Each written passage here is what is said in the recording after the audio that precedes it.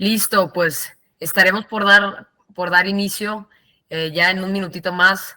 Esperemos 10:06 y nos arrancamos.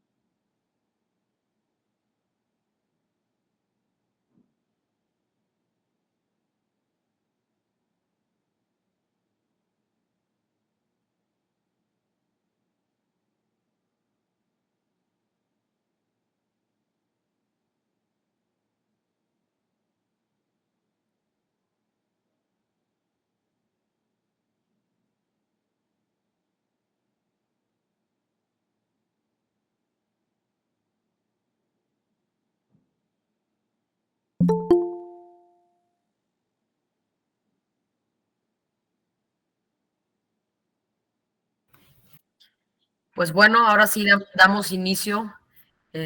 Muy buenos días a todas y a todas. Gracias por acompañarnos.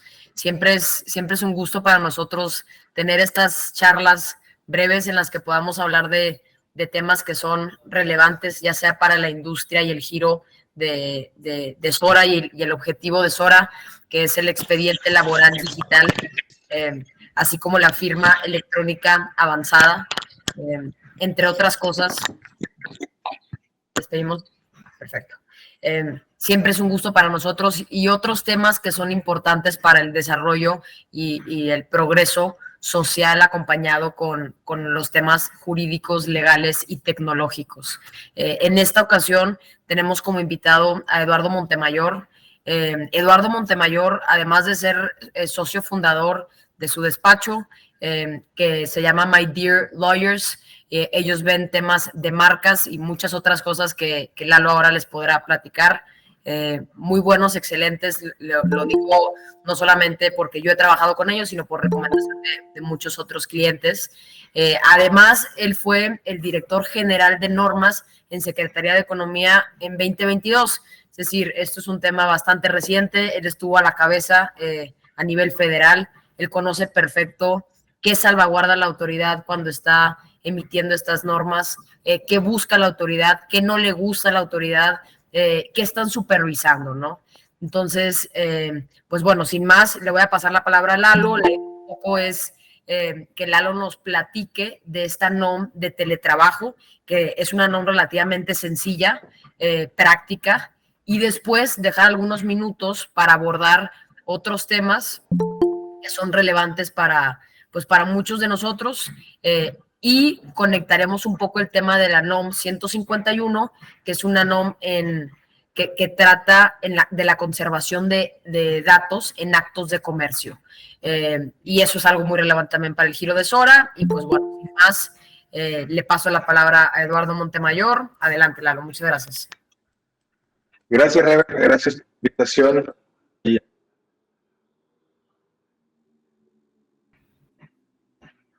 Creo que te quedaste en mute un poquito, Lalo. Ahí estás. Perfecto, gracias. Bueno, pues un gusto estar con ustedes. Gracias a Sora también. Y espero esta plática de utilidad. Vamos a recordar los generales de la norma 037, conocida como la ley de trabajo. Y esto mencionabas algo muy relevante, que es cómo funciona este tipo de normatividad, este tipo de regulación. De entrada, ¿qué es una norma? Una norma se considera una pieza legal, digamos, como pero es un reglamento que regula alguna actividad en específico. La autoridad normalizadora tiene comités y los que después forman grupos de trabajo donde participa la industria, la cadena de suministro, las autoridades. Busca llegar a proteger específicamente, lo llaman un objetivo legítimo de interés público. Eso es lo que hace que no sea solo un estándar, sino que es una norma mexicana y obligatoria. Entonces, creo que después de la explicación, pues entramos a que es la norma 037 de la Seguridad Social. Realmente es una norma de generalidades. Vamos a identificar publicación, esta norma fue publicada en el Diario Oficial de la Federación el 8 de junio del 2023. Esto es relevante porque la misma norma está cuando entre en vigor en sus transitorios y por ley el plazo mínimo para entrar en vigor, la Ley Oficial de la Calidad establece que son 180 días, 6 meses. Entonces, realmente esta norma entra en vigor 180 días después, que es en diciembre, principios de diciembre, mi cálculo me dio el 5 de diciembre. Entonces, una norma oficial mexicana que es y que puede ser sujeta de revisiones, ¿no? Sobre el tema, el objetivo legítimo que mencionaba ahorita, hay ciertos valores o factores que en el artículo 10 de la Ley de Infraestructura de la Calidad se señalan objetivos que pueden tener las autoridades para entrar hacer normas. Te escuchamos un poco cortado, Lalo. No sé si sea los audífonos o no sé qué, muy bien que sea. Cuando hablas un poco más lento, creo que se escucha mejor. Va, voy a hablar entonces más lento. Entrando, si sigue sucediendo esto, me avisan, por favor. El objetivo legítimo de interés público, en este caso particular, en la norma se señala que es la fracción segunda del artículo 10, que es la protección a la integridad física, la salud y la vida de los trabajadores en los centros de trabajo. Desde ahí la autoridad normadora de la Secretaría del Trabajo y Previsión Social dice es necesario regular esto y por tanto lleva a cabo todos los trabajos de normalización, las mesas de trabajo y todo el proceso para eventualmente tener una norma como ya sucedió. ¿Va? Bueno, algo súper relevante es el tema de aplicación, que aquí por error está repetido dos veces en la presentación, pero realmente las normas, y ahorita mencionabas sobre la 151 como un campo de aplicación es para pues con fines comerciales. Bueno, es súper relevante identificar cuando tengamos enfrente una norma cuál es el campo de aplicación, porque ahí empiezan las excluyentes. Hay normas dirigidas al consumidor, que si yo no dirijo mis productos al consumidor no aplican, o hay normas dirigidas a actos comerciales y por tanto si no es un acto comercial realmente no le aplicaría. Entonces hay que identificar muy bien que sí estamos en su puesto. Aquí, pero para ser muy claros, el campo de aplicación es a todos los centros de trabajo que cuenten con trabajadores en la modalidad de teletrabajo. En la misma norma, no en la parte oficial u obligatoria, sino en un anexo informativo, se establece, ahorita vamos a ver eso, lo que, en la lista de verificación, que para verificar que un trabajador está en esta modalidad debe dedicar al menos el 40% de sus actividades en esta modalidad de home office o teletrabajo. Entonces, ese es el primer indicador que tenemos para decir, ¿aplica o no aplica? Bueno, aplica sí a todos los centros de trabajo que tengan a gente que al menos, trabajando para ellos, que al menos el 40% de su tiempo lo hacen en teletrabajo.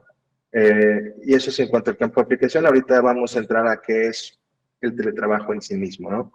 Eso en cuanto a las generalidades de la norma como tal. Tenemos como todas las normas, tenemos un artículo específicamente encargado de darnos las definiciones o qué se entiende por ciertas palabras dentro de esta. Y no es que sean las únicas relevantes, pero quise traer estas tres porque me llamaba la atención y sirve para explicar muy bien el desenlace de lo que es esta norma.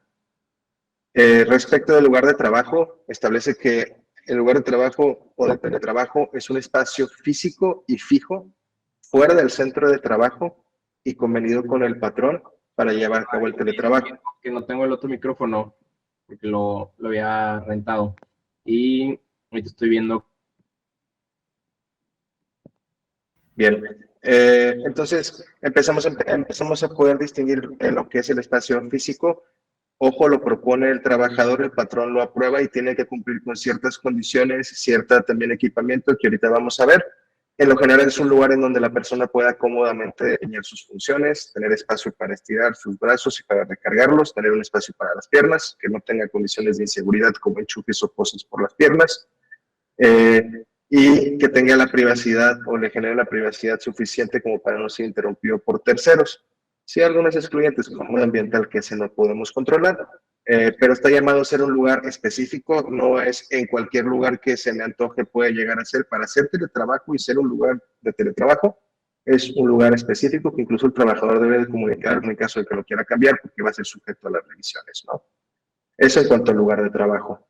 Tenemos lo que es una persona trabajadora en modalidad, ya lo había mencionado, alguien que puede dar la definición de la norma. Es la persona trabajadora que presta un servicio personal, remunerado y subordinado, es decir, hay relación de trabajo. en un lugar fijo distinto al centro de trabajo, utilizando las tecnologías y la comunicación para el desempeño de sus labores, y le agregamos el adicional de él y que desempeña en este lugar sus actividades al menos en un 40%. ¿Va? Y bueno, por último, algo que empezó a hacer mucho ruido el año pasado cuando sale esta norma es el tema del derecho a la desconexión. Por derecho a la desconexión entendemos el derecho que tienen los trabajadores de apartarse del lugar de trabajo y de cualquier tipo de comunicación que tenga que ver con el trabajo después de terminar su jornada laboral, en los horarios no laborales, en las vacaciones, cuando hay permisos o licencias, o incluso cuando se pacta una pausa con el patrón. Por ahí vamos a ver que la flexibilidad es un elemento clave y el establecer incluso pausas que permitan a la persona pues separarse para, digamos, relajarse, son algo que ya viene contemplado aquí. Entonces, cuando esto está pasando, cuando se terminó la jornada que debe estar fijamente establecida, bueno, puede ser flexible, pero debe estar establecida como flexible. Las vacaciones, permisos o pausas, el derecho a la desconexión implica que el trabajador no tenga la obligación de estar contestando mensajes o de estar recibiendo incluso llamadas o mensajes por parte del centro de trabajo, del patrón o de algún colaborador.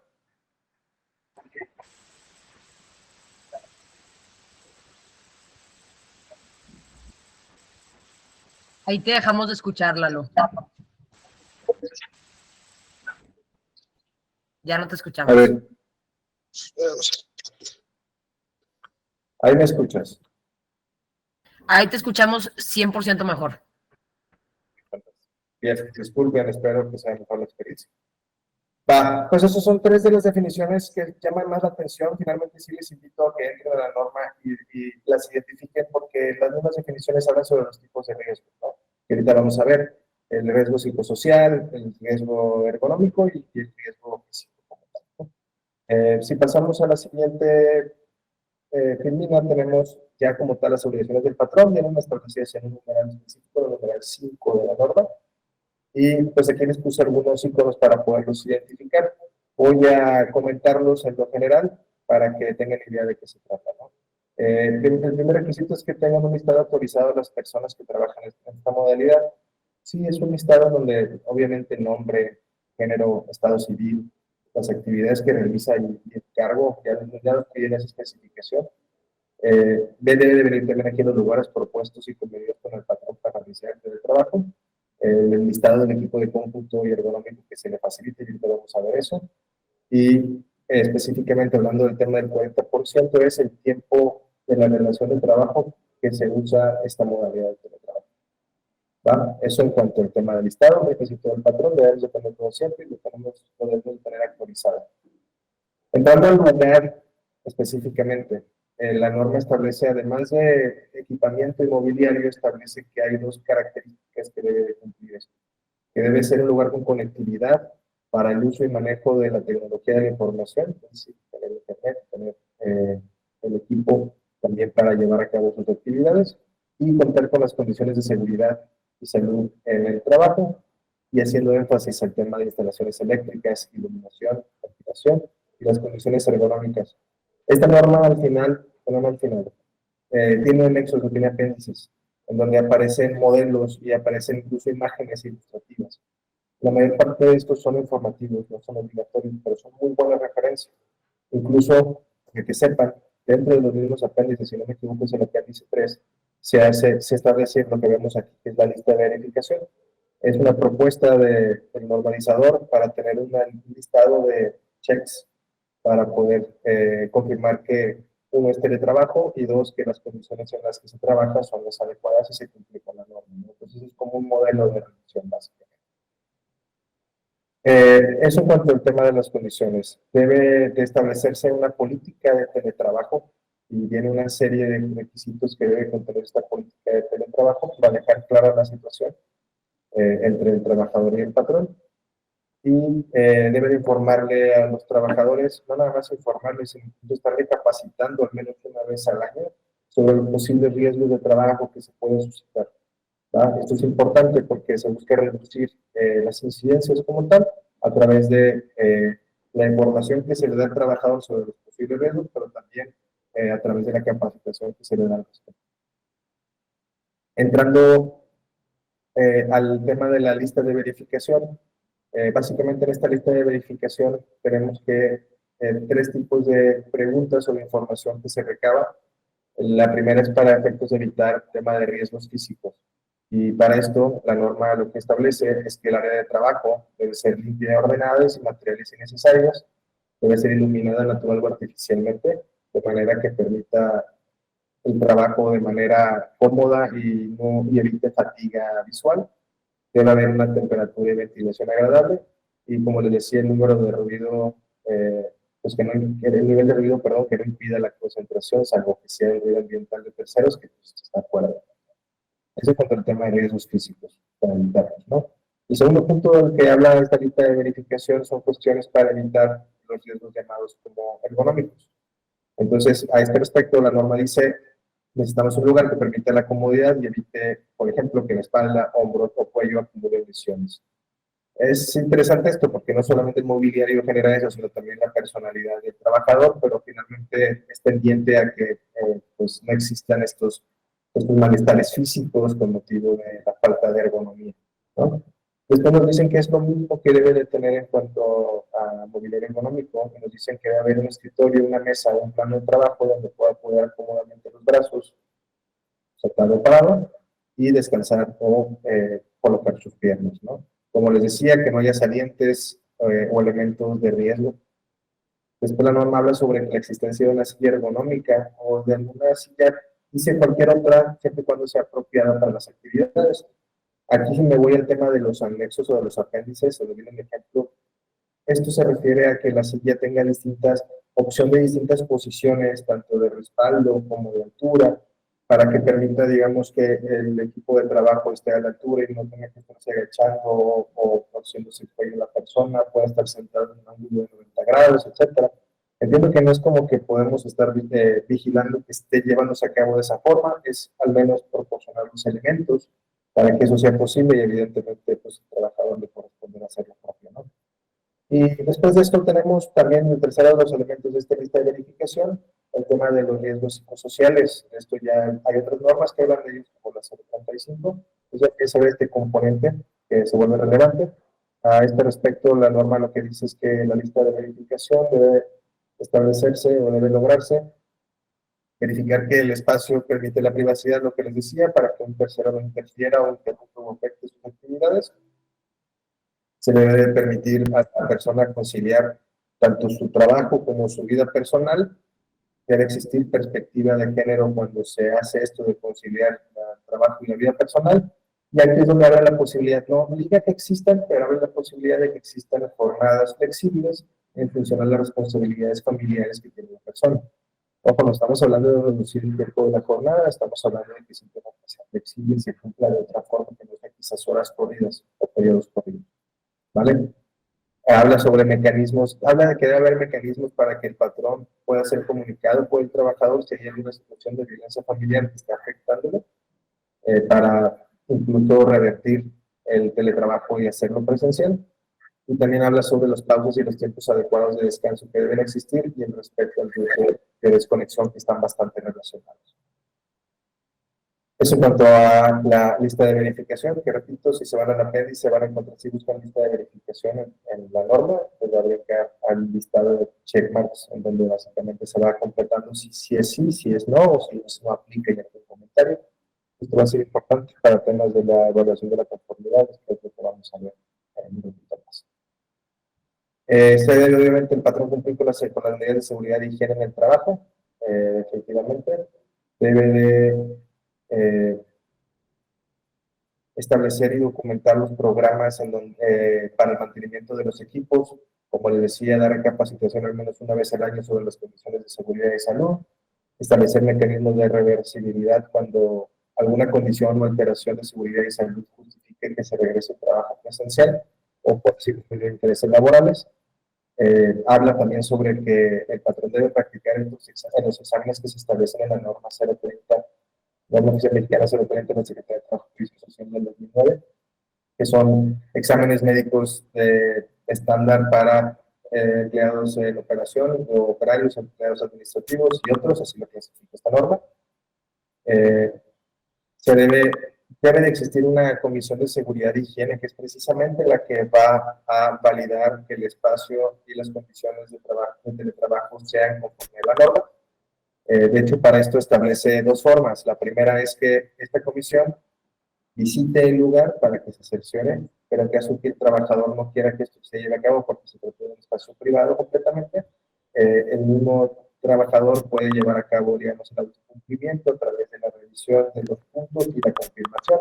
Obviamente también se habla de un soporte de esto, fotográfico, de videos, y sería importante pues, tener el respaldo para pues, evitar situaciones, ¿no? Básicamente. Y lo que habla mucho la norma respecto del patrón es como a no diferenciar el trabajo. Se habla de que no se le dé una categoría distinta, incluso de que se le apoye facilite para que el trabajador del teletrabajo participe en la comisión mixta, por ejemplo, de capacitación y establecimiento de productividad. Esto lo veíamos no solo ahí, sino también incluso en la Ley Federal del Trabajo, en el capítulo de teletrabajo específicamente. También hay indicadores de que una de las preocupaciones de los reguladores es pues, que tengamos trabajos de dos distintos niveles dependiendo si es esencial el teletrabajo, y es un intento por remediar esa situación, ¿no? Esto fue, digamos, un listado en lo general de los requisitos. Se contemplaron todos de alguna manera sencilla para tampoco confundirnos con tanto detalle. Vienen en el numeral 5, del 5 al 5. En la norma, denle un vistazo, específicamente váyanse al apéndice. El apéndice los apéndices sirven mucho porque de hecho en uno de los apéndices nos dicen por cada uno de los numerales de la norma qué documento debemos de tener, cuáles son los requisitos que ese documento debe de cumplir.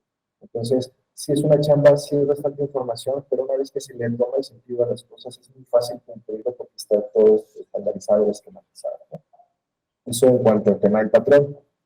Si pasamos a las obligaciones del trabajador, esto es bien importante porque todos volvemos a pensar en el patrón, ¿no? Y todo lo que debe de hacer para que esto se lleve a cabo. Bueno, uno que me faltó, pero definitivamente es evidente, es proporcionar las herramientas y los medios para llevar a cabo su trabajo, ¿no? El trabajador también tiene obligaciones con relación a esta norma oficial mexicana. Y parte de las preocupaciones que seguramente la misma industria al momento de estar discutiendo los términos de esta norma puso en la mesa y se terminó aprobando por los comités consultivos y finalmente por la comisión, que es de entrada que exista reuniones a las que debe de asistir ya sea presencial o de manera remota. Segunda preocupación relevante de la industria seguramente es el tema de la información confidencial y los datos personales. El trabajador debe de cumplir con las políticas de la empresa.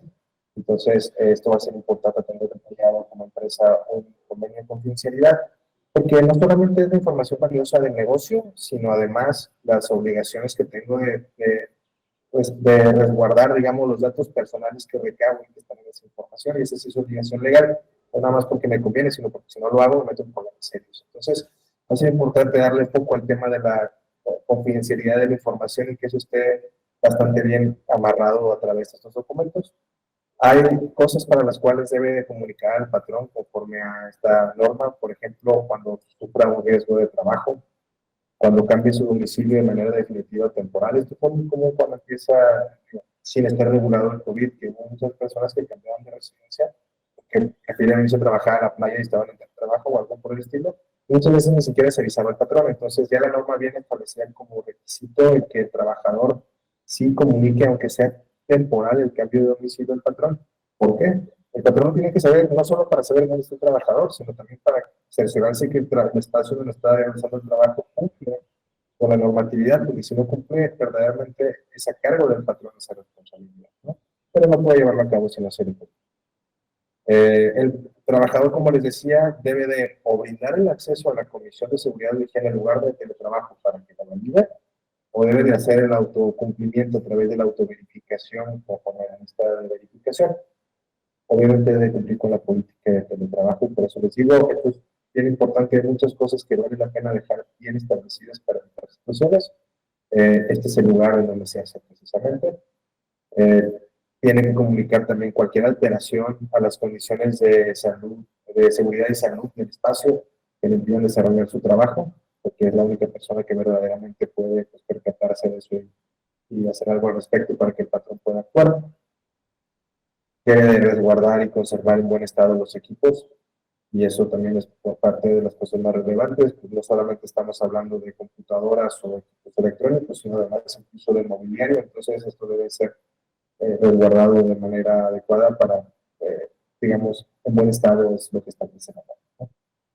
Debe someterse, y aquí está la obligación, entonces se pregunta a la gente, ¿por qué pueden hacer exámenes médicos en el trabajo? Hay exámenes médicos de cajón que se llevan a cabo conforme a la norma 030 de la Secretaría de Trabajo y Previsión Social. Los trabajadores que conforme a esta norma están obligados a someterse a ellos. Y, pues básicamente, esas son en lo general las condiciones. Rebeca, te escucho. Muchas gracias, Lalo. A mí, a efecto de interactuar un poco también con toda la gente que tenemos aquí escuchándonos, me gustaría más o menos que nos pusieran en el chat quién no tenía esto claro, quién a lo mejor no sabía de qué trataba la NOM.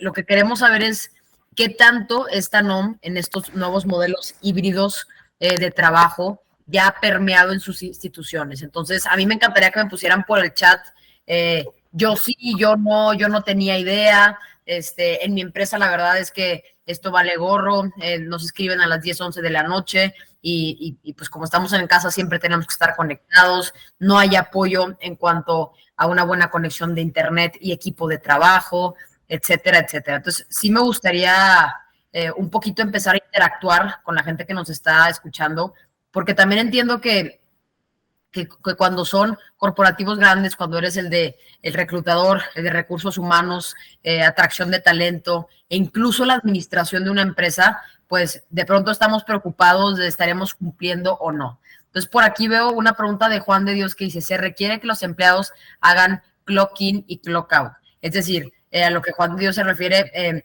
entiendo es, oye, a esta hora me puedes marcar y me puedes hacer cold calling, en ese momento llámame y aquí estoy, y a esta hora se acabó, ¿no? Y por otro lado, Ramiro dice, ¿y esto está en la NOM 37 o la Ley Federal del Trabajo o hay otra norma? Esto está, Ramiro, en la NOM 37, aunque también hay referencias a la Ley Federal del Trabajo a este tipo de regulaciones. Sobre el clock in y clock out, Lalo, te paso un poco la palabra y seguimos con la pregunta de Marimar Latorre. Claro, pues mira, eso va a servir siempre para tener mejor transparencia sobre las cosas. Es muy debatible incluso laboralmente si anteriormente la tarjeta, ¿no? Que se la huella, si tiene validez o no tiene validez. Es algo importante sin llegar a la forma de establecer un mecanismo que lo permita, porque como patrón realmente me preocuparía el hecho de que pues debo de otorgar desconexión, pero pues si no tengo claro ni cuándo lo debo de hacer, pues empezar porque puede terminarse a cualquier hora. Debo demostrar flexibilidad, ok, pero pues igualmente sí me gustaría saber en qué horarios sí puedo esperar algo a cambio. Y también dependerá de cómo se tratan las relaciones. De alguna manera, las relaciones laborales en algunos trabajos, no en todos, ha pasado de ser una cuestión de resultados o de responsabilidades más que de horas muchas veces. Entonces, ahí se vuelve un poco gris o incluso irrelevante, pero si es un tema más operativo, sí va a ser importante que establezcas la forma en la que pues, controlas los tiempos, ¿no? Para que después evites sorpresas y te vas a dar cuenta de muchas cosas también. De acuerdo. Y yo también, a la pregunta de Juan de Dios, diría, más que un clock in y un clock out, lo que la norma establece es que exista un horario preestablecido por la empresa que otorga la modalidad de trabajo híbrido o solamente remoto de trabajo. Es decir, no quiere decir que porque estemos todo el tiempo en la casa de lunes a jueves, todo el tiempo estamos conectados. No, eso no es cierto, ¿no? Entonces, esas son las cosas que tendremos que empezar a cuidar, porque ya hay una NOM que ya lo regula. Y también, evidentemente, si hay una NOM que lo regula es porque la autoridad ha encontrado esta motivación o este impulso dentro de, oye, esto es una realidad social que tiene que ser regulada, que tiene que ser reglada, que tiene que ser controlada, ¿no? No nos dejarán meter muchos de los que trabajamos de manera remota o híbrida, que de pronto 10, 9 de la noche y está entrando una llamada. A ver, tampoco quiere decir, y es hasta dónde está la línea pintada, no quiere decir que, bueno, sí, pero toda la mañana a lo mejor tuviste una cita con el doctor y entonces depende mucho el esquema de trabajo, pero creo que lo importante es, independientemente de los casos de laboratorio, de los casos particulares que existan, de 9 de la mañana a 8:30 de la noche estoy disponible, ¿no? Salvo alguna otra cosa. Por otro lado, dice Marimar, yo no tengo información sobre el requerimiento a cumplir para el teletrabajo. Y sí tenemos a personas trabajando desde casa, pero el 100% de la norma. De acuerdo. Pues sí, Marimar, yo lo que diría es que sí hay ciertos requerimientos que se tienen que cumplir, incluso manuales y documentos que se tienen que repartir y que se tienen que difundir a través de los trabajadores para que sepan a qué tienen derecho. Ejemplo, tengo derecho a que se me otorgue un apoyo para el tema de la conectividad, ¿no? Para tener una buena señal, para tener un espacio de trabajo amplio y apropiado para llevar a cabo las labores, ¿no? Entonces, esas son cosas que el trabajador debe conocerlas, tiene derecho y puede levantar la mano. Oye, yo no tengo dónde trabajar aquí en mi casa. Oye, no tengo internet aquí en mi casa, ¿no? Entre otras. Con mucho gusto, terminando el webinar, vamos a enviar un flyer sencillo en el que vamos a poner en bullets todo esto. Tenemos una pregunta que dice, en cuanto a la lista de verificación, viene la sugerida en los anexos de la NOM. ¿Cuántas preguntas se deben considerar de las sugeridas? Y para empleados foráneos, ¿cómo podemos hacerlos válidos ante un escenario de auditoría? Con un form deben estar firmados. Lalo, te paso a ti la palabra. Yo tengo un insight, pero creo que tú a lo mejor tendrás algo más apropiado. Pues mira, creo que vamos a terminar cayendo en un tema de firma electrónica, que es completamente tu tema. ¿Cuántas preguntas? Vienen ahí literalmente listado de preguntas por tipo de riesgo. Entonces yo te diría hacer las cosas, sí, no, o no aplica el impedimento. Si la tienes que tener firmada, la verdad es que yo sí lo tendría firmada. No tiene que estar firmado en físico y realmente pues una firma digital puede tener mayor certeza que un garabato de firma físico que quién sabe quién hizo. Entonces, si la pregunta es para auditoría, sí, yo sí lo respaldaría.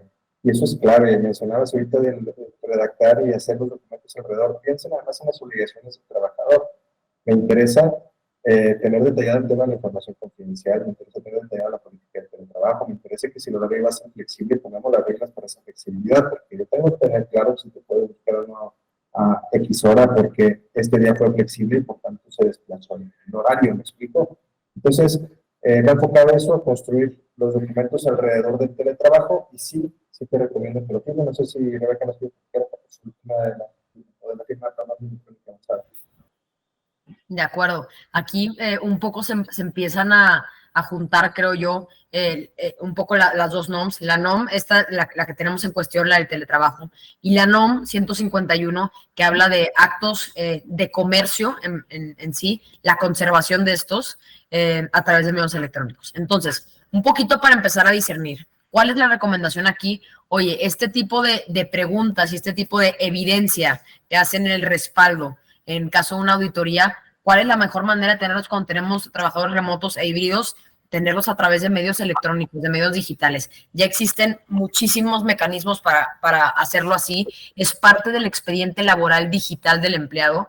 Es el core de lo que nosotros nos dedicamos, el expediente laboral digital. Y todo esto al final funciona como un tema de compliance ante las autoridades. Lalo no me dejará mentir, sí llegan las autoridades, sí llegan sin avisar y sí hay multas y las multas no son baratas, ¿no? Entonces, la mejor manera de tenerlo es un expediente laboral digital en la que puedas tener registro de todo eso que le ha circulado al trabajador. La siguiente pregunta es, ¿cómo se justifica a las personas que no tienen espacio o no quieren silla de teletrabajo? Yo te diría que lo mismo, hay que levantar una constancia, un escrito en el que el trabajador firme, que puede firmar perfectamente bien a través de medios electrónicos y que firme diciendo, se me ha ofrecido esto de conformidad con la NOM 037, ¿no? Y yo manifiesto que no lo necesito por esto. Ok. Y aún así, no quiere decir que el apoyo, quizás no en especie, sino económico, no se tenga que dar. Ojo, ese es otro tema. No quiero la silla, pero no quiere decir que el apoyo, los 300 pesos de una buena silla, no se tengan que, por decir algo, ¿no? Entonces, ojo con eso. Adriana dice, la autoridad podría multar a la empresa porque la evidencia presentada por el empleado para desempeñarse entre el trabajo no las considere pertinentes. Yo diría que sí pueden, y más que pertinentes, que no estén completas, que no hagan prueba plena de que en realidad se corrió esa información a los empleados, que se les hizo conocedores de los derechos, que se les extendió el apoyo y que ellos están al tanto de esto, ¿no? No simplemente que se dejan a la deriva, trabajar en sus casas, háganle como puedan, si se tienen que colgar de un diablito, a mí no me interesa, pero estás conectado a las 9 de la mañana y hasta las 11 de la noche o hasta que yo te llame, ¿no? Entonces, creo que la recomendación más importante aquí es mantener toda esta documentación a la luz y a la par de la NOM 037 de teletrabajo, en un expediente laboral. ¿Cuál es la mejor forma de hacerlo? A través de un expediente laboral digital, precisamente por esta modalidad a la que estamos entrando. La NOM 037 no existe si no hay trabajo remoto. ¿Y qué es lo que nos conecta con el trabajo remoto? Las plataformas digitales, ¿no? El streaming, el estar aquí y ahora a través de una pantalla. Entonces, creo que esa es la recomendación más importante. Vamos a mandar el folleto o el flyer con toda esta información. Y yo quisiera aprovechar un poco lo que te tenemos aquí y ya que entramos a este tema que va bastante de la mano, para hacerte algunas preguntas que nosotros nos encontramos todos los días en la práctica y va de lo siguiente. En beneficio de todos los que estamos aquí, voy a dar un poco de contexto de este tema. La NOM 151, como ya lo dije algunas veces, si me pueden poner si alguien está familiarizado con la NOM 151 o no, los escucho, aquí los leo en el chat sin pena. La NOM 151 lo que regula son los actos jurídicos, en particular de comercio, que pueden ser celebrados a través de medios digitales. Ejemplo, la empresa A quiere celebrar un contrato en materia de comercio, le va a vender piezas para cierta manufactura a la empresa B. Nada más que la empresa A está en Tokio y la empresa B está aquí en México. ¿Podemos hacerlo a través de una plataforma y firmar a través de medios electrónicos? La respuesta es sí. Y no solo sí, sino que sí y ya está regulado. Y no solo sí ya está regulado, sino sí ya está regulado y existen plataformas que a esto se dedican, ¿no? Por ahí hay una mano levantada. Adelante, te escucho. Creo que ya no. Bueno, como ya si resurge la duda, aquí estamos. Y entonces eso es lo que regula la NOM. La NOM lo que te dice es, oye, espérame, nada más que si lo vas a hacer, tienes que tener ciertos mecanismos y cierta tecnología que me permita a mi autoridad conocer qué fue lo que realmente pasó. Lo que no quiero es que la empresa A edite el contrato y diga que la contraprestación era de un millón de pesos cuando realmente le voló un cero y era 10 millones de pesos. Lo que no quiero es que la empresa A edite en Word, en Paint, en algún PDF, que la contraprestación debía ser pagada el 28, cuando no es cierto. La realidad es que es hasta el día 30 de marzo. Entonces, eso es lo que la autoridad quiere saber. ¿Qué está pasando? ¿Qué están pactando las partes? ¿Para qué? Para que cuando nos vayamos a un juicio, a un litigio, el juez sepa para dónde resolver, ¿no? Y entonces para eso, por eso el tema de constancias de conservación. Conservan el acto primario, el acto originario. Eso es lo que buscan. Ahora, la pregunta, ¿cómo lo hacen? ¿Cómo hacemos esto, no? Y todo esto está en ley, no crean que yo me estoy inventando el hilo negro, ¿no? ¿Cómo lo hace la autoridad? A través de la criptografía. Así lo hace y eso es lo que pide la autoridad. Si tú quieres celebrar un acto de comercio, está buenísimo, nada más que tienes que hacerlo a través de criptografía. Y al final yo te voy a poner un sello que se llama constancia de conservación, de que este acto que estamos leyendo aquí, este acto guarda la base o la esencia del acto jurídico que celebraron dos partes. De eso habla la NOM 151. La estoy resumiendo, la NOM es mucho más técnica y está destinado, sí, a abogados, pero también a gente de TI, a técnicos, a personas de tecnología, ¿no? Entonces, con este preámbulo, si hay dudas, por favor, interrúmpanme.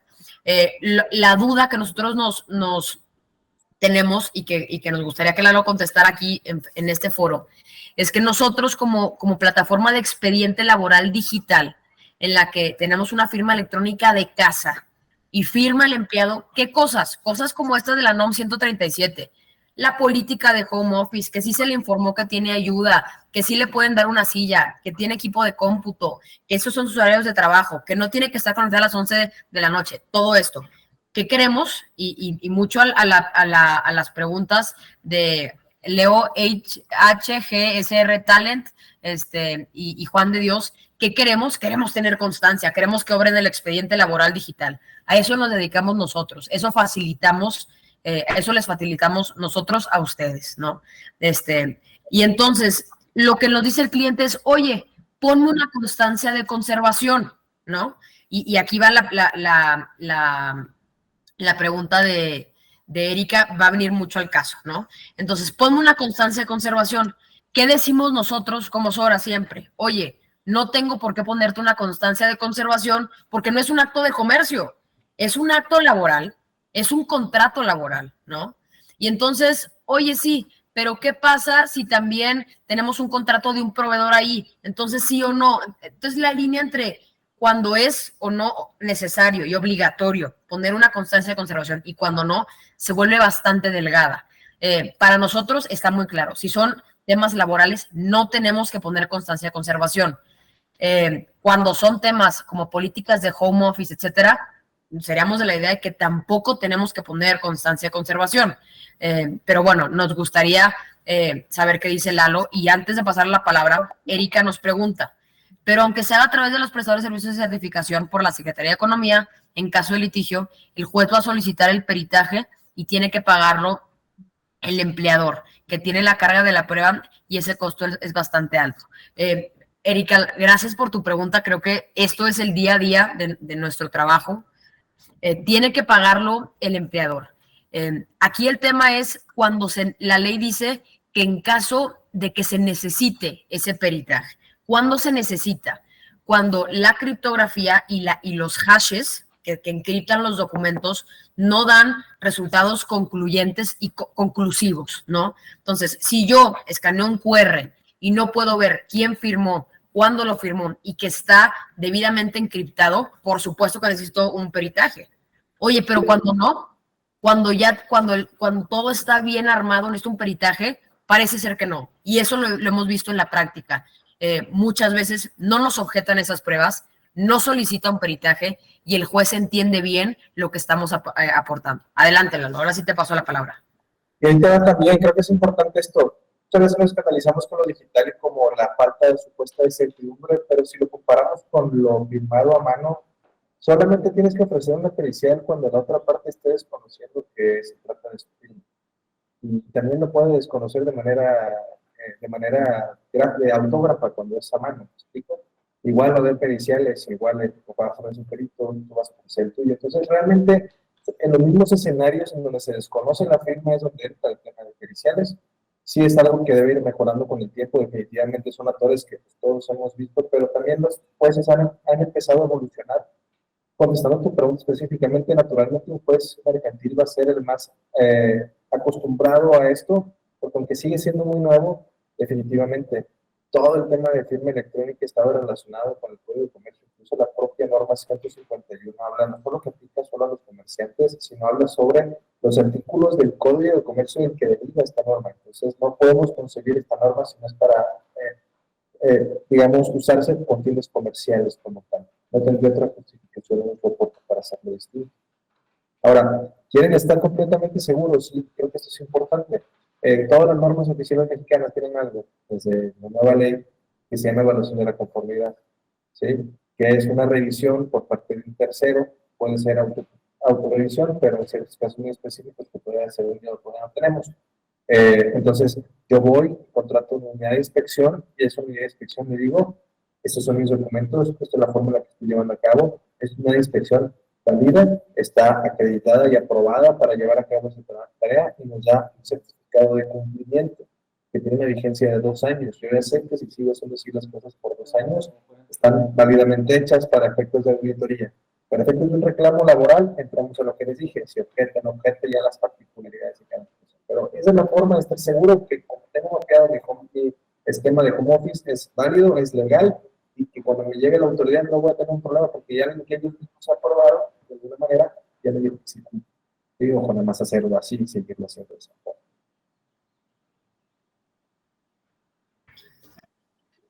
Creo que, bueno, creo que estas preguntas han quedado claras. Sin duda, Erika, es un tema que como dice Lalo, en lo mercantil será una cosa, en lo laboral sí cambia el panorama. Entendemos que es distinto y que se presta más a discreción del juez. En nuestra, déjame decir, amplia experiencia, no nos ha tocado que soliciten pues, un peritaje. La verdad es que no nos ha tocado, pero también porque como hemos construido la criptografía en Sora es muy clara, es muy concluyente, ¿no? Y pues bueno, creo que por aquí vamos aterrizando. Si tienen dudas, por favor, ahora es el momento. Y pues bueno.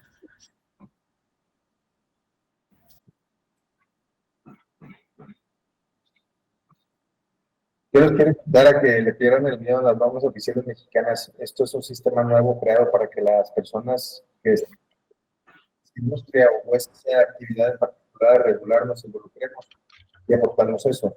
La autoridad siempre tiene las cosas que quiere cuidar de esa especificación, que es pues, el objetivo legítimo de interés público. Pero igualmente debe de cuidar que eso no impida que la actividad se siga llevando a cabo. Debe de ser, digamos, un balance, ¿no? Entonces, ahí es donde entra la industria, la cadena de suministro, los especialistas, las asociaciones civiles, etcétera, y empiezan a debatir sobre ajustes o sobre excepciones o sobre cosas que en la práctica pasan, porque la autoridad no está todos los días en operación de eso, y por eso es súper relevante que se sumen, es abierta, son convocatorias abiertas, solamente hay que pedir a la Dirección General de Normas de la Secretaría que nos avisen, que primero nos dejen registrarnos y después nos avisen, nos manden convocatoria cuando haya reunión, básicamente. Y quiero saber qué se está regulando en este momento, se está trabajando para normas.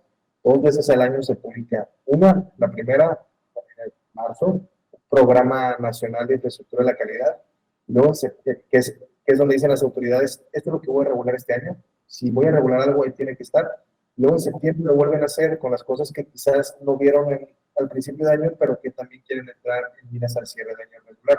Entonces, toda esta información es pública y permite estar informado y también participar en estos ejercicios, ¿no?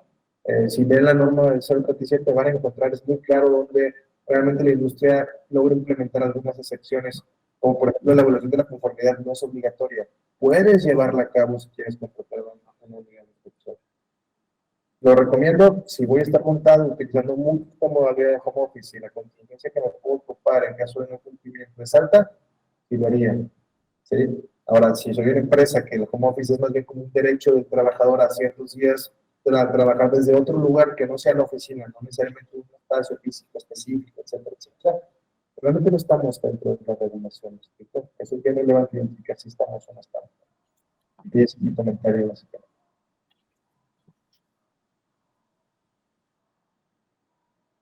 No sé si alguien tenga alguna duda, tenga alguna experiencia lidiando con esta norma o con alguna otra norma y que quiera platicarlo.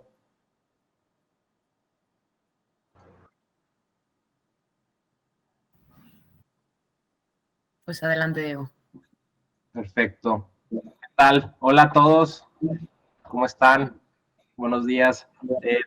Primero que nada, desde el equipo de Sora, queremos agradecerles a su participación en este webinar y me gustaría destacar brevemente 2 innovaciones claves que Sora ofrece para transformar las operaciones de las empresas. Una es auditoría en el tiempo real y cumplimiento de los expedientes. De esa manera eficiente, una tarea que solía ser un desafío en entorno físico. Esta capacidad única permite medir y controlar con precisión. Y la segunda es automatización de procesos de recursos humanos. Simplifica la creación de contratos, pudiendo generarlos masivamente en minutos, lo que representa un ahorro significativo en tiempo y recursos. Si alguna de estas soluciones les suena que lo necesitan en su empresa, tienen dudas específicas, lo pueden hacer a través de este chat, ¿no? También los quiero invitar a que agenden un demo. Si lo agendan durante las 24 horas, van a poder obtener un mes gratis. Entonces, los invito a conocer la plataforma. Muchos si ya la conocen, ha cambiado bastante, tenemos muchas nuevas funcionalidades. Entonces, con todo gusto los invito a conocerla. Gracias, Diego. Quiero complementar nada más ahí un poquito. Hemos tenido muchas empresas aquí en Sora que llegan con nosotros porque necesitan contratar y gestionar sus grupos de trabajo de manera remota. Entonces, a través de la plataforma van a poder lograr contratar a su personal, contratar a su equipo, que todos los expedientes estén firmados, obviamente con firma electrónica, y entonces poder, como decía Diego, poder estar monitoreando en tiempo real el cumplimiento de esos expedientes. Va de la mano con toda la parte del cumplimiento de las NOMS. A partir de la pandemia, fue un tema muy notado y muy escuchado. ¿Cómo le hago para seguir contratando gente mientras están en la casa? Hoy la mayoría de las empresas ya están adoptando condiciones híbridas o esquemas híbridos de trabajo, en donde ya no necesariamente regresaron todos a la oficina. Algunas empresas sí, algunas no. Para todas las empresas que manejan condiciones híbridas o remotas completamente, Sora es totalmente la solución para que puedan tener todo el respaldo jurídico. A eso nos dedicamos. Somos una plataforma especializada en materia laboral. Entonces, pues encantados de poderles platicar un poquito más. Tenemos bastantes casos de éxito, de ahorros y de cumplimiento para las empresas. Entonces, pues bueno, yo soy Eugenio, director de operaciones. Mucho gusto en conocerlos y pues encantado de poder platicar con ustedes un poquito más, ¿no? Y bueno, también Eduardo, muchas gracias por estar aquí. Con mucho gusto. Gracias.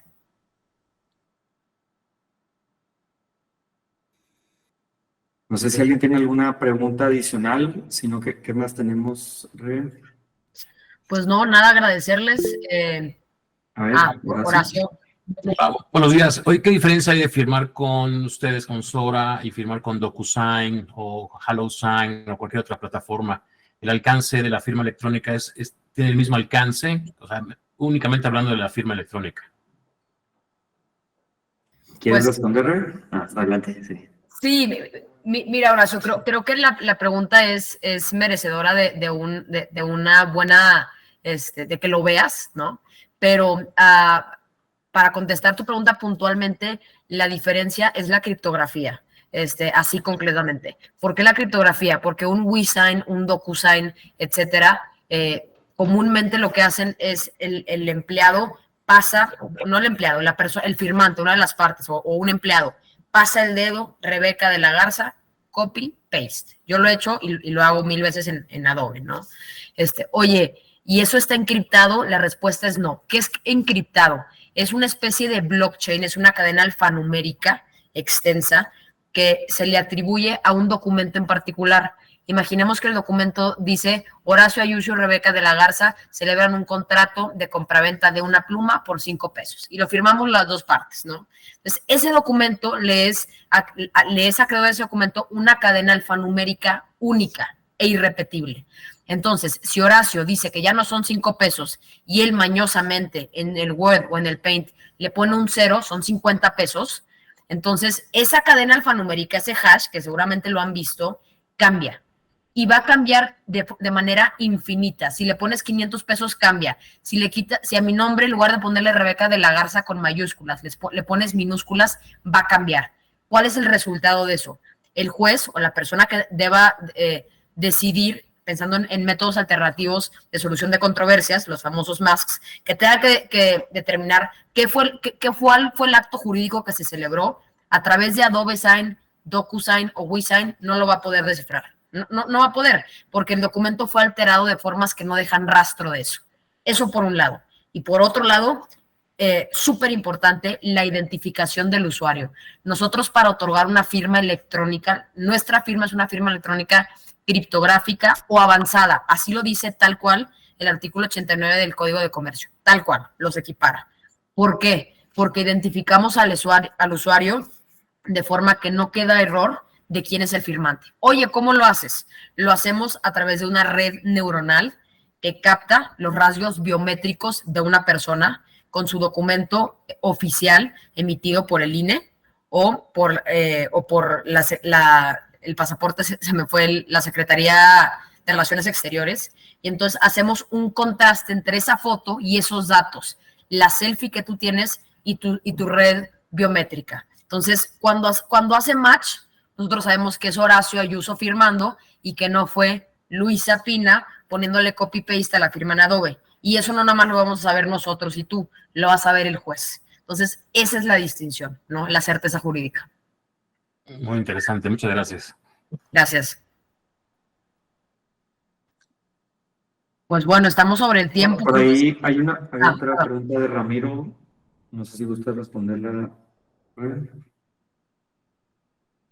Entonces, la firma controladora similar a categoría es, yo diría que son, en tecnología, son bastante similares, si no es que son idénticas. La distinción sutil que existe es que una te da un certificado, cuando el SAT te lo otorga, te da un certificado digital, una hojita que dice, ese es tu certificado digital. Y en Sora lo que hacemos es que como todo es remoto, pues no te otorgamos un certificado digital, pero las dos son a base de criptografía y de red neuronal que capta tus rasgos biométricos. En ese sentido es lo mismo. Ahora, si te vas al código de comercio, son firmas idénticas. La ley pone una u otra. En ese sentido sería idéntica. Si te vas a la Ley Federal del Trabajo, hay una ligera distinción en cuanto al certificado digital. Para concluir las dos cosas, si te vas a los efectos jurídicos de las dos, son idénticas.